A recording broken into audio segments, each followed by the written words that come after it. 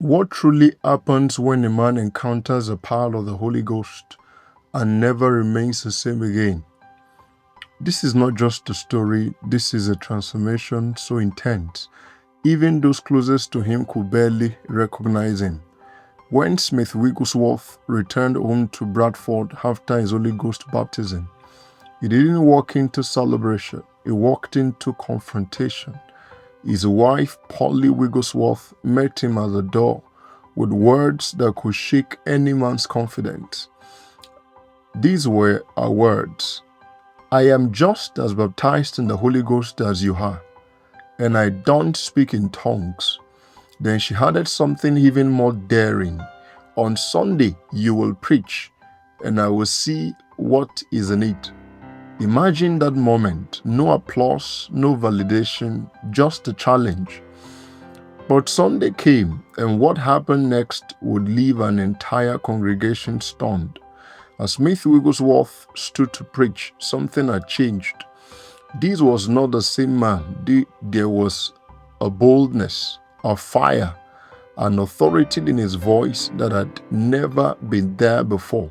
Even his own wife sat in disbelief, whispering within herself, "That's not my Smith. That's not my Smith." What she was witnessing was not just a man speaking, it was a man possessed by divine power. And then the atmosphere shifted. At the end of the sermon, a man stood up and cried out, "I want what this man has." But before he could even steady himself, he fell to the ground, not out of weakness, but overwhelmed by the power of God.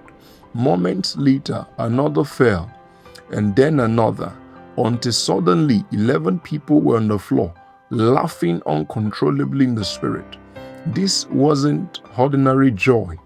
This was something deeper, something supernatural, and then it spread like wildfire. The entire congregation became engulfed in what could only be described as Holy Ghost laughter. God was moving powerfully, unstoppably, and this was only the beginning. In the weeks that followed, something extraordinary happened in Bradford. Hundreds of people began receiving the same Holy Ghost baptism, speaking in other tongues, and among them was the very woman who once doubted, Polly Wigglesworth, the wife of Smith Wigglesworth.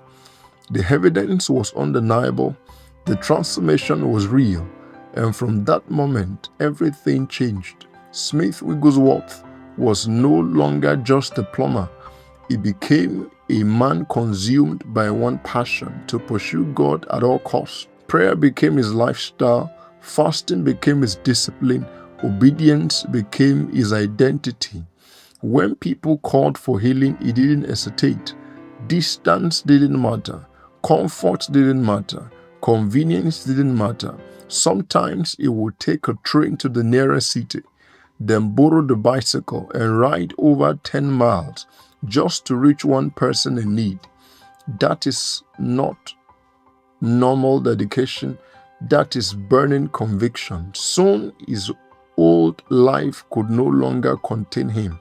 The plumbing business that once defined him became irrelevant, and he made a vow before God: "If I have a lack, I will return to plumbing.